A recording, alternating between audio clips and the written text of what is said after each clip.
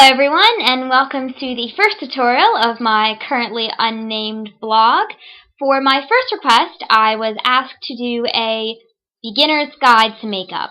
So what I'm going to do is I'm going to go over the essentials for your makeup kit, and then I'm going to teach you just this very natural, bare look so you can get your essentials, so you can build on it later and do cool stuff. Unfortunately, I have a pretty crappy quality video camera, and I apologize for that. So some things might be a little bit hard to see. If you need any clarification in advance, just send me a message and I will do my best to help you out. I might make a separate post on Tumblr that has pictures that will be in better quality that can walk you through it, but this really isn't too hard, so I'm hoping I'll be able to help you out without needing to do that. You're going to want to start out with a bare face, so just take a basic wash, wash your face off, add moisturizer if you have it, let that soak into the skin before you start. I'm going to go take off my makeup, and then we're going to go through our makeup kit together. First things first, we're going to talk about foundation.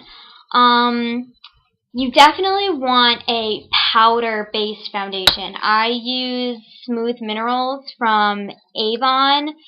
This is a really light, I think this is soft ivory. I'm pretty sure it's the lightest color that they have. It's really nice. It goes on lightly on your skin. And the reason I recommend powder when you're starting out versus a liquid, if you can only get one, is because if your skin isn't completely smooth, liquid foundation has a way of kind of caking around the problem areas, and as the day goes on, it tends to accentuate them rather than hide them. So this is better for like all sorts of different skin types and tones, so that's why I recommend it more than the liquid. But if you can get a liquid, I would definitely invest in that too. I use L'Oreal True Match, which I love. I had a lot of problems with liquid foundation before I found this and started using it. So that's the first thing you're going to want in your kit. As for like a brush, I have a little brush kit. This is what I use for my foundation. I got it for Christmas from my family for I think we got it at like Five Below or something. So you can get brushes for cheap. You don't have to go to like Ultra Cosmetics and get like a $40 brush kit. You really don't need that. You can find perfectly good quality brushes for a low price.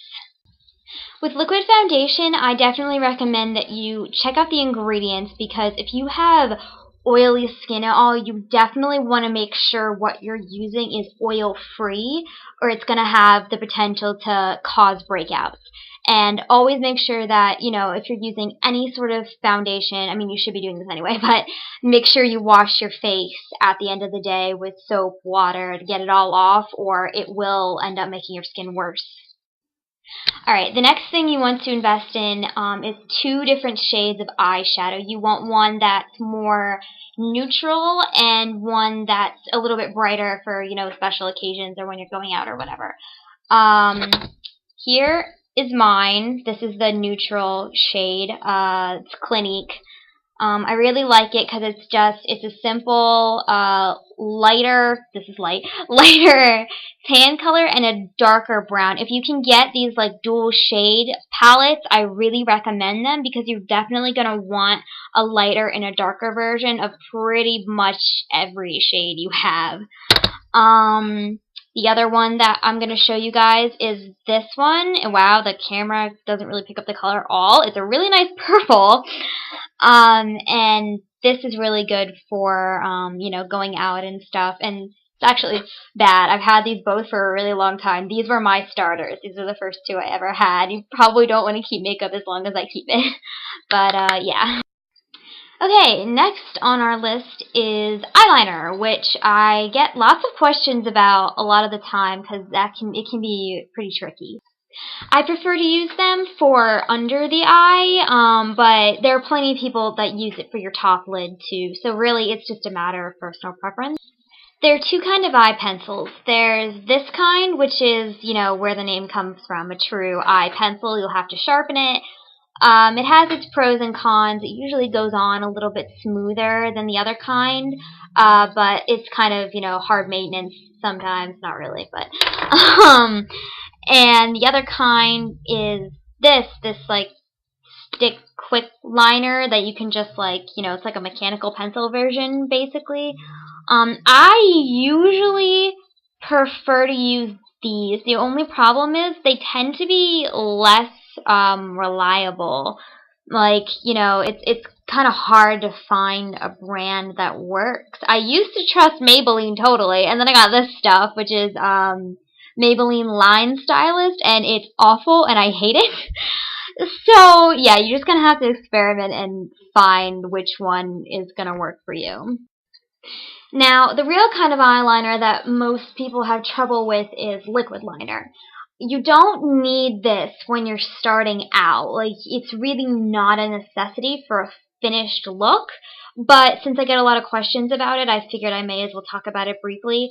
There are, I guess, I'm sure there's a bunch of kinds, but there are two kinds that I use specifically. Oh my god, I've used it so much. The brand isn't even on it anymore.